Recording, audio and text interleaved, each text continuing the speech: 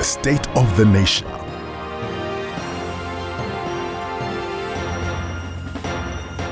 Have you gone shopping lately?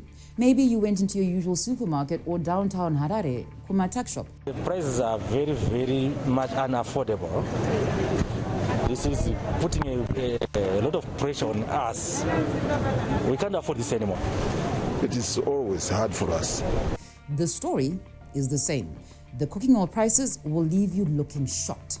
You're not the only one who's Googling recipes trying to figure out how to cook meals without cooking oil.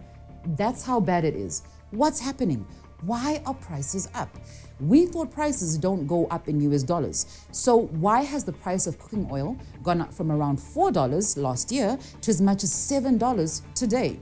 Cooking oil is just one of the many food items that are now getting more and more expensive. Today, we want to ask why this is happening, and we need to know. In Zimbabwe, we are loyal to our ingredients. Cooking oil is a big part of many recipes. We use it for frying meat, for vegetables, for eggs. It's used by fast food joints a lot. So when prices go up, we all feel it. Where is all this coming from? Well, some of the reasons are here at home, but you know what's making the cost of food rise even faster? A war that is over 10,000 kilometers away over in Ukraine. Now, what has this war that is 10,000 kilometers away have to do with us here in Zimbabwe?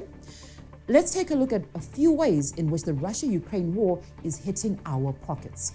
Number one, fuel prices. This time last year, we were paying $1.26 per liter for petrol. Today, we have to pay close to $1.70 a liter. You have to think really hard before you drive that car. Why is this? World oil prices have gone up all around the globe because of the war. Number two, food prices are going up everywhere around the world. The United Nations has what it calls the Food Price Index. It tracks the prices of food items. In March, this index hit the highest level ever. Why is this? Ukraine and Russia are like the food basket of the world. Between them, they produce up to 30% of the world's wheat. They also produce some of the crops used to make cooking oil. So what happens when the war stops the production of these crops? You got it, there is a shortage. What happens when there's a shortage? Prices go up. Now, because there's a shortage, other countries have stopped selling their own food to other countries. They say, hey, we must make sure we feed our own people first before we sell to others. So big cooking oil producers like Indonesia stopped selling their cooking oil. This means the prices of all types of cooking oil have gone up everywhere. In the UK, some shops are even controlling the number of bottles of cooking oil that people can buy. There's another problem, Forex. Because of everything that is happening around the world, prices are rising in US dollars. What does this mean for us? It means our imports are even now more expensive. This is bad news for Zimbabwe. Here is what the Zimbabwe National Chamber of Commerce said about this. With higher oil prices, Zimbabwe will need more US dollars to import fuel. That's right. Here's an example. In 2021, Zimbabwe imported fuel worth 856 million US dollars. This was when fuel prices started the year at around 50 US dollars a barrel. Now, fuel is about 111 US dollars a barrel. That's more than double where we started last year. So for the same amount of fuel, we now need double the amount of US dollars. This is the same for many other products that we buy outside the country. Products are going up in US dollars. Food items like wheat are double the price. Equipment is up. Even the cost of shipping those goods is up. This is what the Grain Millers Association is telling us. Shipping vessels have now drastically reduced their collection or loading activities in the Ukraine-Russia region, as insurance companies recently declared the area a war zone. So, even if you can afford the imports, getting them is not going to be easy.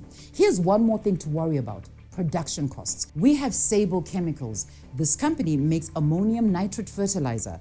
One of its key ingredients is gas. In January last year, Sable was paying $600 for a ton of gas. This year, they're paying over $1,600 US dollars for a ton. What does this mean? It means fertilizer prices will go up. That means more costs for our farmers and higher prices for what they produce. Fertilizer is 6.1% of Zimbabwe's imports. Now that fertilizer prices are going up everywhere, it is not going to be an easy season for our farmers. Listen to what industry players are saying. NutriMaster is one of the biggest fertilizer importers in Zimbabwe. Here is what they're warning. There is no plan B. Prices for nitrate are going to soar. Okay, So this is all a bad news overload. Nobody wants this sort of news, right? But this is the reality we must face. There is no sugarcoating the sort of problems we are facing this year as an economy. Now, what can we do about it? This is the question that our government needs to answer.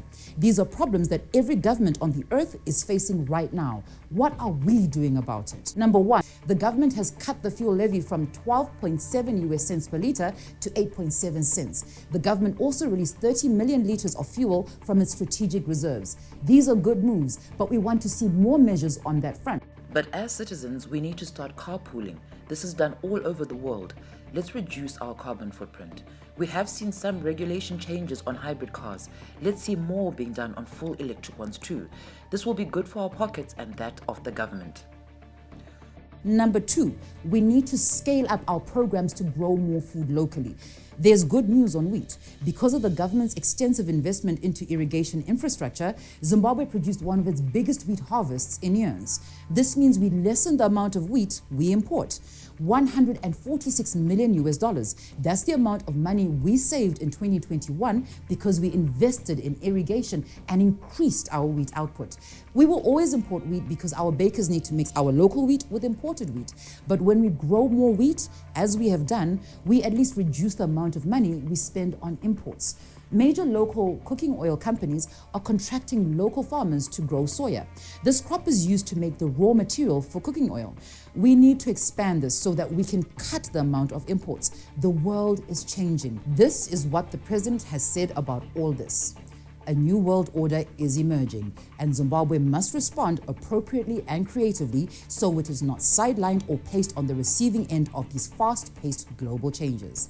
Yes, it's time to turn these words into action.